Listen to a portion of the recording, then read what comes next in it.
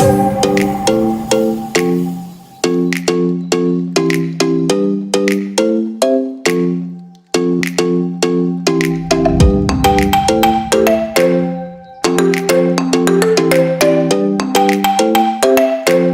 ัสดีครับวันนี้จะมาแนะนำสิ่งประดิษฐ์ที่เก็บหลอดได้จากขวดพลาสติกครับเรามาดูกันเลย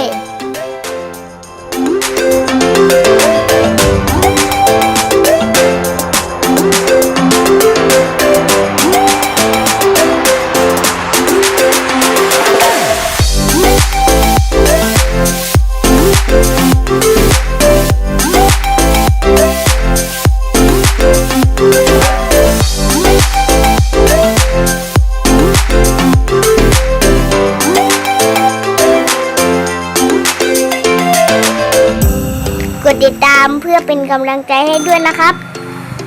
แล้วพบกันใหม่ในคลิปหน้านะครับขอบคุณครับ